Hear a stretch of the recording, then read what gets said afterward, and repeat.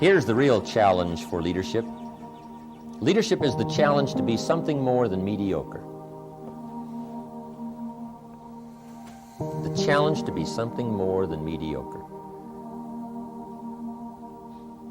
It was said of Abraham Lincoln, when his mother died, he was at her bedside when she died, and her last words to him were, "Be somebody, Abe."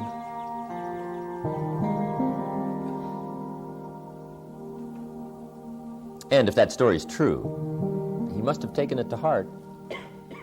Be somebody. That's a good challenge. Be somebody. Be somebody wise. Be somebody strong. Strength is attractive. Be somebody kind. All of the attributes of leadership are a unique challenge. Now here's the real key. Learn to be strong but not rude. There's always the thin line that you have to watch and make sure you don't cross. Learn to be strong but not rude. The challenge is to be kind but not weak. Learn to be bold but not a bully. The challenge is to be humble but not timid. Be thoughtful but not lazy. Learn to be proud but not arrogant. That's a challenge. Learn to have humor without folly. It's okay to tell funny stories, but the key in leadership is don't be silly, right? There's a difference between being silly and having humor. Okay, that's the challenge of leadership.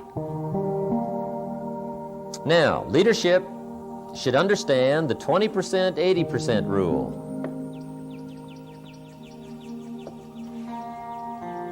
And the 20%, 80% rule, I don't know exactly where it came from, but if you're going to be involved with people any amount of time or any number of people from whatever walks of life, you've got to understand what we call the 20%, 80% rule. And if you haven't heard it before, let me give it to you. The 20%, 80% rule says, it seems like 20% of the people do 80% of the business, and 80% of the people do 20%. It's just one of those strange things about life. And we can ask whys all day long. A lot of things you don't ask why. Let the obvious be your best teacher.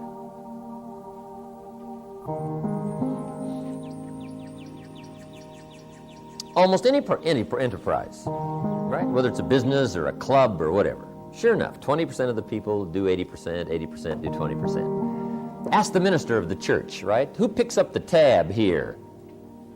I'll bet you he will say, well, let's see, about 20% of the people pick up 80% of the tab. And 80% pick up 20%. It's just one of those interesting statistics about life, okay? Now, once you understand the 20%, 80% rule, here's what you must learn to do as a leader. Don't try to change it. This is not something you change. This is something you work with.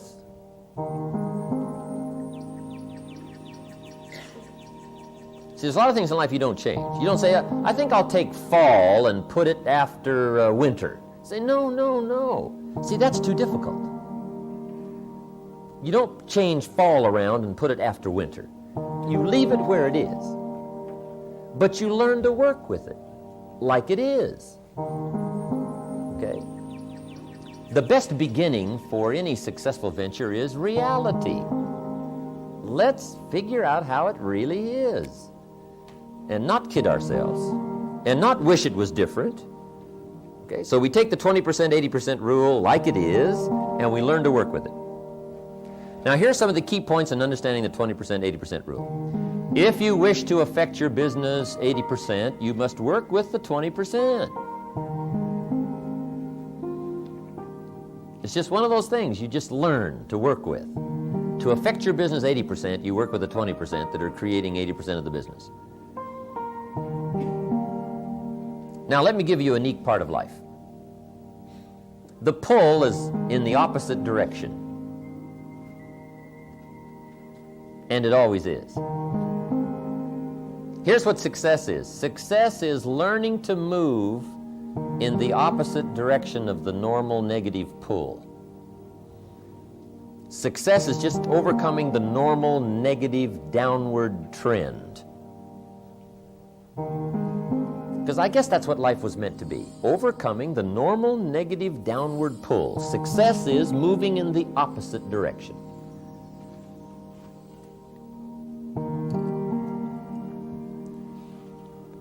Life that springs from the seed really is moving in the opposite direction. Gravity wants to pull the seed down, but sure enough, the seed being pulled down by the soil takes root, comes to life, right? Comes to life, takes root, starts to grow, and which way does it grow?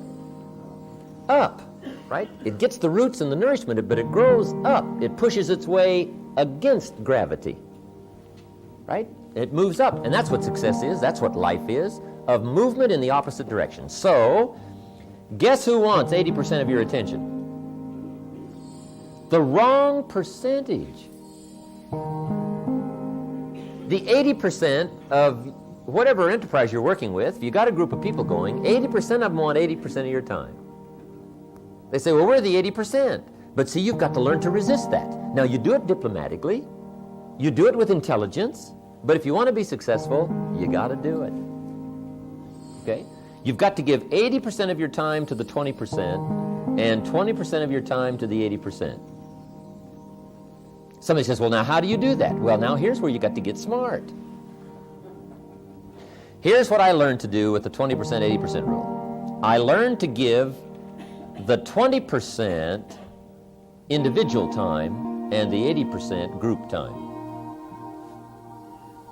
I just figured that out. Right. Say, well, these 80% are only producing 20% of the business. So I've got to figure out a way to talk to them by groups. Now I can talk to an individual that's doing the high production, but I can only talk to the groups in these collection of people that are doing the small production. Okay? Now guess who wants your individual time? The wrong percentage.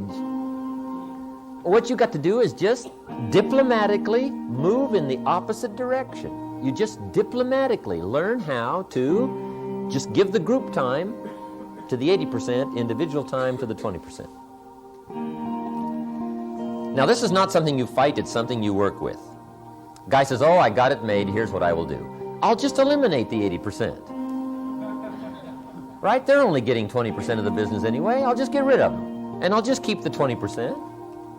Well, you can do that, but here's what will happen pretty soon. The people that you've got left after you have fired the 80%, sure enough, 20% of them will be doing 80% of the business. And 80% will be doing 20%. This is like the seasons. This is not something you try to rearrange. This is something you get smart enough to work with.